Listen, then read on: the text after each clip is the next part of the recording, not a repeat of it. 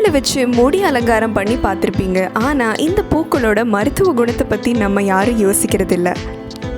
இந்த பூக்களை செடியாக வச்சு அழகு பார்க்குறதும் அல்லாமல் நம்ம இதோட ஹெல்த் பெனிஃபிட்ஸையும் தெரிஞ்சுக்கணும். சமயம் தமிழ் நேயர்களுக்கு வணக்கம். இன்றைக்கி நம்ம மல்லிப்பூ ரோஜாப்பூ வச்சு ஃபேஸ் ஆயில் எப்படி செய்கிறதுன்னு பார்க்க போகிறோம். வாங்க பார்க்கலாம். முதல்ல ஒரு பாத்திரத்தில் தேவையான அளவு மல்லிப்பூ ரோஜாப்பூ எடுத்து அதோட இதழ்களை தண்ணியில் கழுவி தனியாக ஒரு பவுலில் எடுத்து வச்சுக்கோங்க.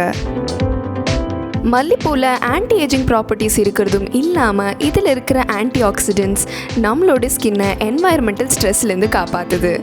அதாவது வெளியில் இருக்கிற பொல்யூஷன், டஸ்ட்னால வர சரும பிரச்சனைகள். இப்போது இந்த மல்லியும் ரோஜா இதழ்களையும் நம்ம நல்ல நிழல் இருக்கிற இடத்துல வச்சு காய வச்சாச்சு. இப்போ இந்த காஞ்ச இதழ்களை ஒரு பவுலில் எடுத்து வச்சுக்கலாம். இப்போ நம்ம தேவையான அளவு ஆலிவ் ஆயில், ஆல்மண்ட் ஆயில், அப்புறம் ஆர்கன் ஆயில் எடுத்துக்கலாம். ஆலிவ் ஆயிலையும் பாதாம் ஆயிலையும் ஆன்டி ஏஜிங் ப்ராப்பர்ட்டிஸ் இருக்குது. அதுவும் இல்லாமல் ஆர்கன் ஆயில் நம்மளோட ஸ்கின்னை ட்ரைனஸ்லேருந்து காப்பாற்றுது. அதுவும் இல்லாமல் இது ஆக்னியவும் ட்ரீட் பண்ணுது. முடி உதிர்தல், டேண்ட்ரஃப் மாதிரி பிரச்சனை இருக்கிறவங்க ஆலிவ் ஆயிலை ரெகுலராக யூஸ் பண்ணுறது நல்லது. இப்போ நம்ம ஒரு பவுலில் தேவையான அளவு ஆலிவ் ஆயில் போட்டாச்சு. இப்போ நம்ம தேவையான அளவு ஆல்மண்ட் ஆயில் அதில் ஊற்ற போகிறோம். ஆல்மண்ட் ஆயிலோட பெருமைகளை சொல்லவே தேவையில்லை.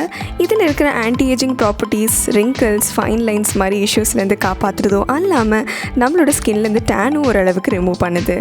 இப்போ நம்ம இதில் தேவையான அளவு ஆர்கன் ஆயில் ஊற்றிக்கலாம். ரொம்ப ட்ரை ஸ்கின் இஷ்யூஸ் இருக்கிறவங்களுக்கு ஆர்கன் ஆயில் ஒரு மேஜிக்னு சொல்லலாம்.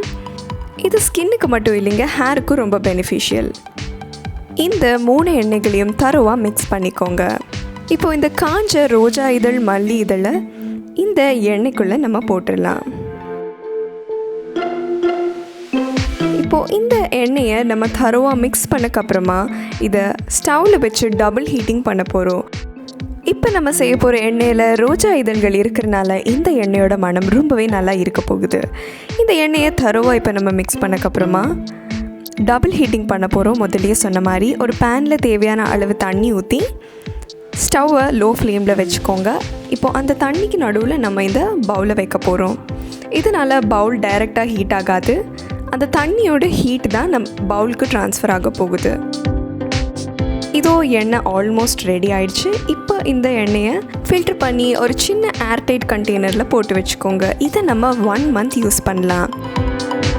காலையில் எழுந்ததும் இல்லை ராத்திரி நேரத்தில் இந்த எண்ணெயை நீங்கள் உங்களோட ஃபேஸில் ஈவனாக அப்ளை பண்ணிங்கன்னா உங்களோட ஸ்கின் கண்டிப்பாக க்ளோ ஆகும். இதுவும் நீங்கள் உங்கள் ஹேரில் கூட அப்ளை பண்ணலாங்க. இதனால் உங்களோட ஹேரில் இருக்கிற டேண்ட்ரஃப் இஷ்யூஸும் கிளியர் ஆகுது. இந்த ஐடியா உங்களுக்கு பிடிச்சிருந்துன்னா கண்டிப்பாக வீடியோவை லைக் பண்ணுங்கள், ஷேர் பண்ணுங்கள். சமயம் தமிழ் மறக்காமல் சப்ஸ்கிரைப் பண்ணுங்கள்.